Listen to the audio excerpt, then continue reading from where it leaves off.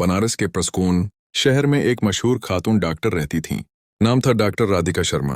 वो न सिर्फ अपनी खूबसूरती और काबिलियत के लिए मशहूर थीं, बल्कि अपनी नरमी, खलूस और इंसान दोस्ती के लिए भी पूरे शहर में पहचानी जाती थीं। इनका उसूल था कि जो भी उनसे मदद मांगेगा, वो खाली हाथ नहीं जाएगा।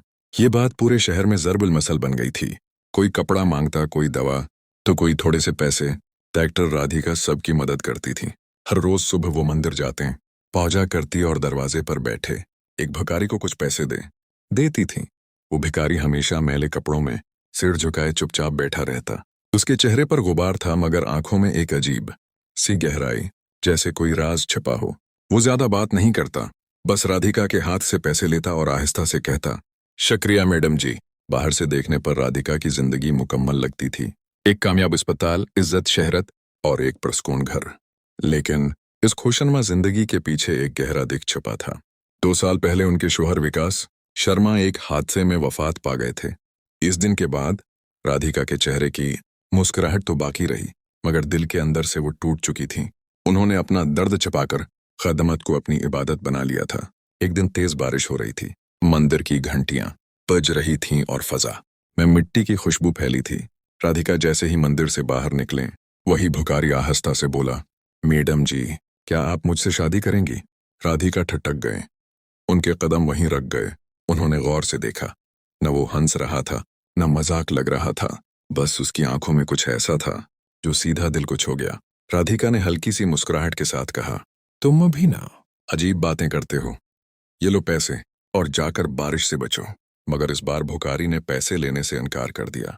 वो बस खामोशी रही। इस रात राधिका को नींद नहीं आई।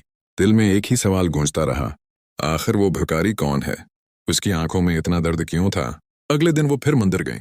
उसने जैसे ही पैसे बढ़ाए, भिखारी बोला, मैडम जी, मुझे आपके पैसे नहीं चाहिए। राधिका हैरान हुई, मेरे लिए? तुम मेरे लिए क्या कर सकते हो? वो बोला, उस शहर में एक निशा फरोश गिरवा छिपा हुआ है। मैं उनका ठिकाना जानता हूँ। पहले तो राधिका को लगा कि वो पागल है, लेकिन उन्होंने एहतियातन अपने एक पुराने मरीज इंस्पेक्टर अजय सिंह को ये बात बता दी। अगले दिन पुलिस ने छापा मारा और वाकई एक बड़ी मंशियात माफिया पकड़ी गई। राधिका दंग रह गई। एक आम भिखारी को ये सब कैसे मालूम हो सकता है? उसकी बात में एक ऐसी गहराई थी जिसने राधिका के दिल को छू लिया। अब वो रोज उससे बात करने लगे। पैसे देने के बजाय वो उसके पास बैठ जाते, उसके किस्से सुनते और कई बार हंस देते। राम की बातों में कभी कभी विकास की झलक महसूस होती थी। एक दिन वो बोला, मैडम जी, आपको याद है, आपको मंदिर की सीढ़ियों पर चाय पीना बहुत पसंद था ना? राधिका चौंक गई। उनके लब कांपने लगे। ये तुम्हें कैसे मालूम? राम ने नरमी से कहा, कुछ यादें वक्त नहीं मिटाता, सिर्फ इनका रूप बदल देता है। राधिका के दिल की धड़कन रख गई।